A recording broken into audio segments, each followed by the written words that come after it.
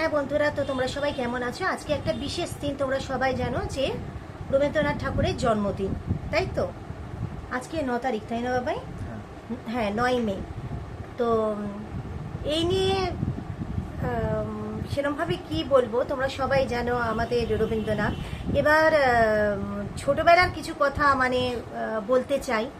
এই রবীন্দ্র জয়ন্তী যখন এই উৎসবটা হতো, রবীন্দ্রনাথের জন্মদিনে আর কি, আমার স্কুলে, তো সেই দিনটা ফাংশন হতো। হয়তো তোমাদের অনেকেরই স্কুলে ফাংশন হয় বা হতো। আমাদেরও হতো।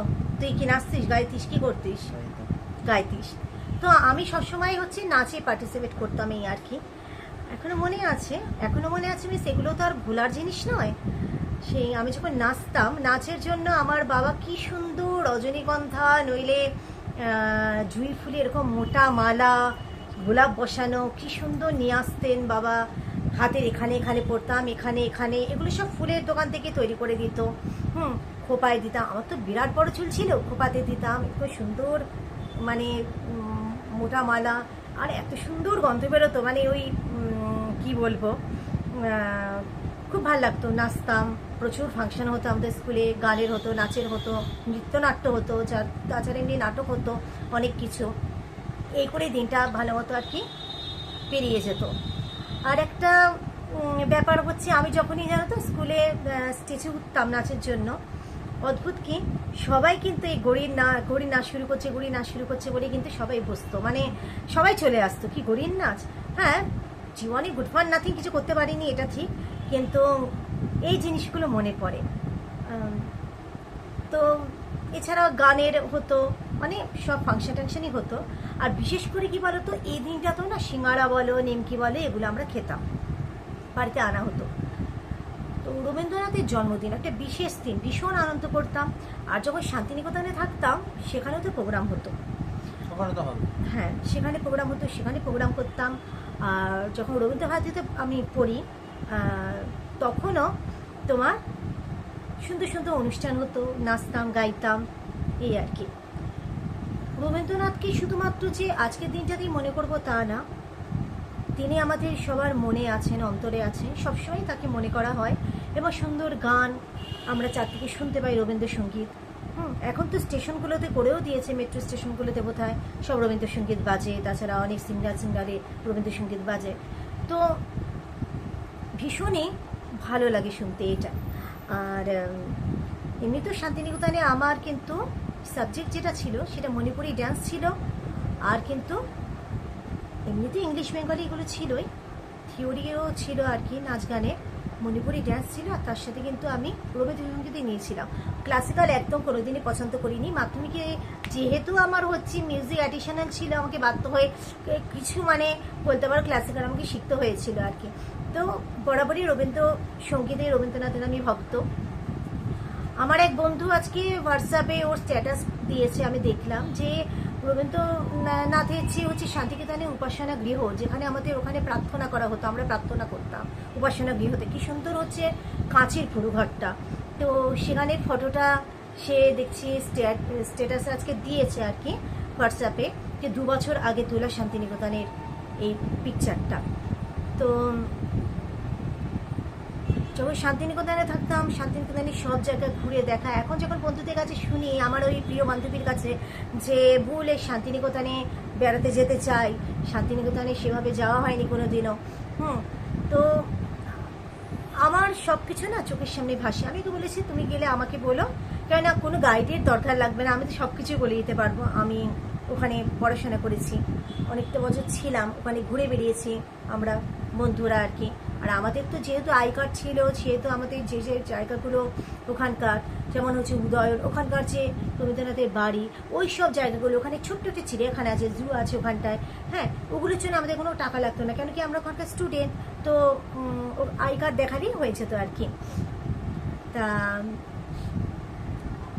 এই ব্যাপার নিয়ে মেইন কথাটা বলা আজকে, রবীন্দ্রনাথের যে জন্মদিন, যে ফাংশনটা করতাম আমাদের কিন্তু এখানে, জানো তো, আমাদের এই ফ্ল্যাটের মধ্যেও কিন্তু রবীন্দ্র জয়ন্তী হয়। আমি বুঝতে পারছি না আজকে কোনো রকমের কিন্তু কিছু আভাস পাচ্ছি না সেটা। হ্যাঁ, তবে কিছুদিন পর হয়তো করবে একসাথে, ওরা রবীন্দ্র আর নজরুল একসাথে সন্ধ্যা করে আর কি।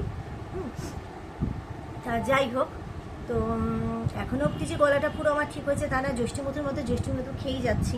হ্যাঁ, আর কিছুক্ষণ আগে রিল করছিলাম, রিল করে উঠলাম, রিলস করে টোরে এই।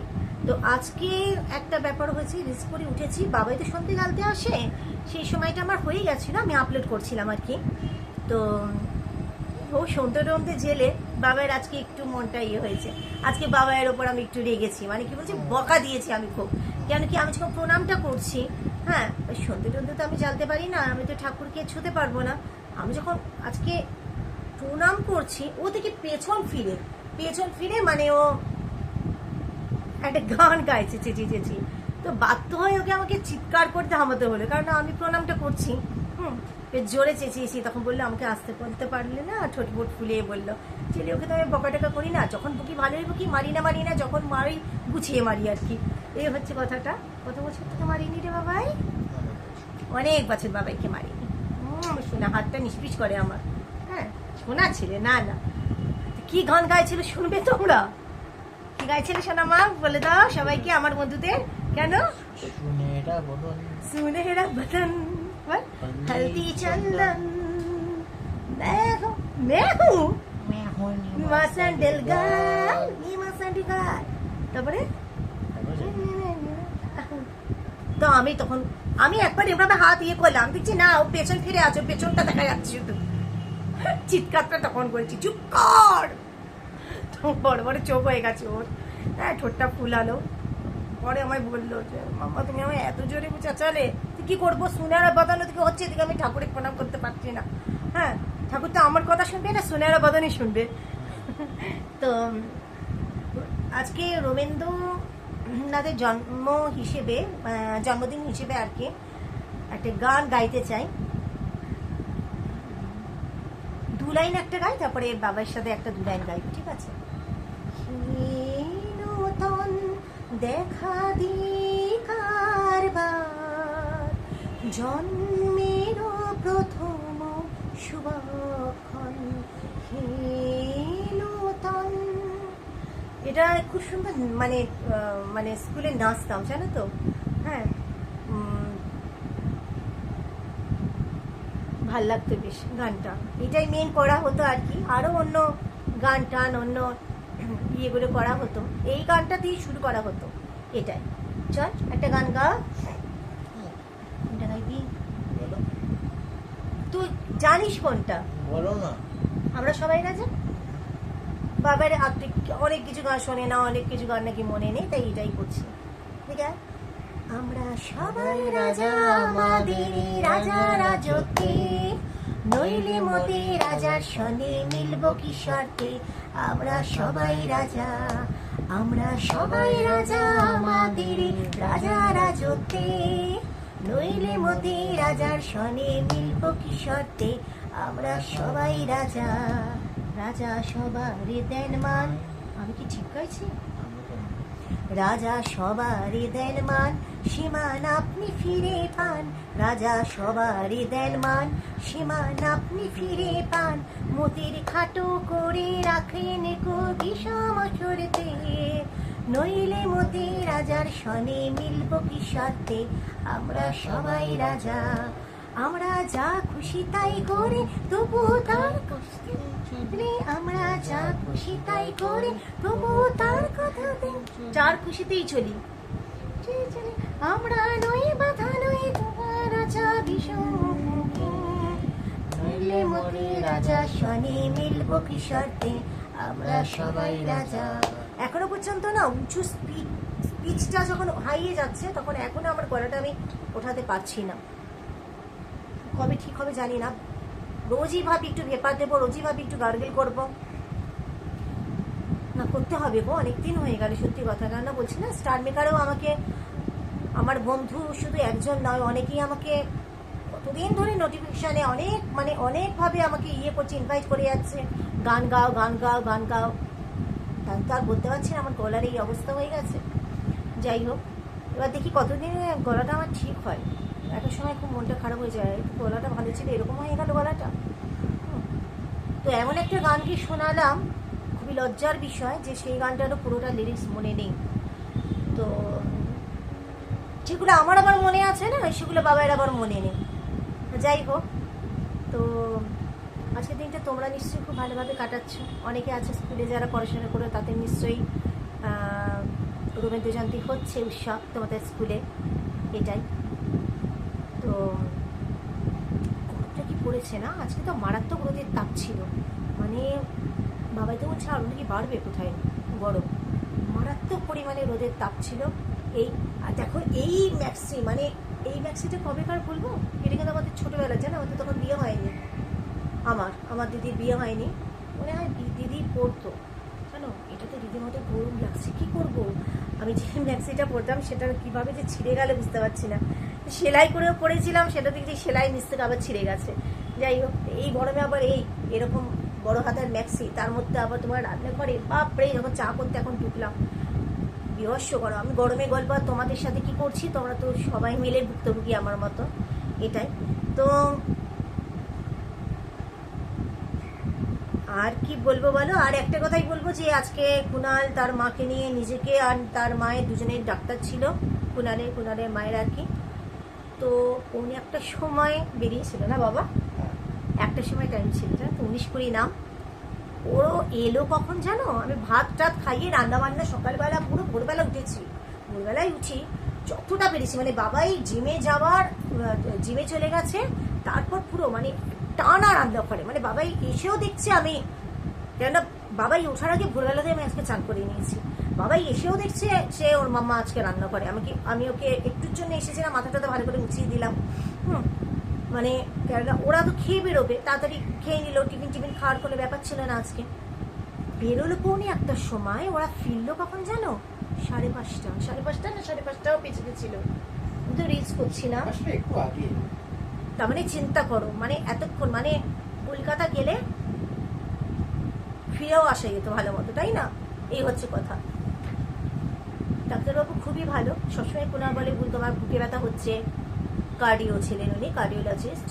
তো মেইন প্রেশারের জন্য গেছিল ও নিজেকে দেখাতে, আর ওর মাকে নিয়ে গেছিল। তো আমার তো বুকে অনেক সময় চিনচিন খুব ব্যথা হয়, তারপরে এইভাবে ছড়িয়ে যায় ব্যথাটা, আমার কষ্ট হয়, শ্বাসকষ্ট হয়। আমাকে অনেকবারইও বলেছে, বলে এত ভালো ডাক্তারটা আমরা দেখাচ্ছি, তুমি কেন। আমার বাবাও এনার কাছে ট্রিটমেন্ট শেষের দিকে করেছিলেন, তারপর তো দিদির ওখানে চলে গেলেন বাবা। আমি একটা কথাই সত্যি কথা বলবো, এই এতক্ষণ বসে থাকা, তো আমার বসে বসে এমনি প্রেশার ওখানে হাই হয়ে যাবে। ওই 1:15-1টার সময় বাড়ি থেকে বেরিয়ে 1টার সময় টাইম, তারপর যদি ওই 5টার পরে ডাক্তার নামেন দেখেন, আমি বলেছি আমার পক্ষে সম্ভব না, কারণ আমি পারি না। কেননা নার্ভের ডাক্তারের কাছে যে যাই বা যেতাম বলো, সেখানেও 3-7 ঘন্টা মতো মোটামুটি বসে রাখতে হতো। যাই হোক, এত দেরি হয়েছে, জানতামই যে দুপুরবেলায় খাবারটা হবে না, এই জন্য খাবারটা খাইয়ে, মানে ভাত খাইয়েই ওনাদেরকে পাঠিয়েছি আমি। এই বৃষ্টি আসবো তো আসছে তো না, এরকম অবস্থা। এই বৃষ্টি একটু হলে ভালো হয়, জানো তো। আমার সেই অপরিচিত গাছটা না কি সুন্দর হয়েছে, সত্যি কথা বলতে 2টো ফুল দিয়েছিল, আর তো দিচ্ছে না, আর দিল না। কিন্তু জানো তো, এত ঝাড় হয়ে গেছে পাতাগুলো, বুঝতে পারছি না এই গরমের চোটে কিনা পাতাগুলো হলুদ হয়ে যাচ্ছে গো। মন খুব খারাপ হয়ে যাচ্ছে আমার, কারণ নিজের হাতে বীজটা বসিয়ে শিকড় বের করা, তোমাদেরকে সেই ব্লগটা দেখিয়েছিলাম না, ছোট্ট ছোট্ট করে কচি কচি পাতা বেরোচ্ছে, আস্তে আস্তে বড় হচ্ছে, সেই গাছটা যদি এখনো হলুদ হয়ে যায় বলো পাতাগুলো, খুব মনটা খারাপ লাগে। আসলে এরাও আসলে গরমের চোটে আর পারছে না, এটাই। আর ক্যাজুলা ভাটাটা বেশ অনেকখানি পাতা টাতা হয়েছে, মানি প্ল্যান্টটা অনেকটা ঝাড় হয়েছে, এই অ্যালোভেরাটা ওই রকমই বামুন হয়েই আছে, ওর কোনো বাড়ার কোনো ইচ্ছে নেই। যাই হোক, এই আজকে কথা বললাম, আর কি বলবো তোমাদের সাথে। তো তোমরা সুস্থ থেকো, ভালো থেকো, অবশ্যই সাবধানে থেকো, আর হাসি খুশি থেকো, বলো পাশে থেকো, সাপোর্ট করো। আর আবারও কোনো কিছু যদি বলার কিছু থাকে, সেরকম ভিডিও নিয়ে তোমাদের কাছে আমি আসবো, কেমন? তাহলে আজকের মতো আসছি, টাটা।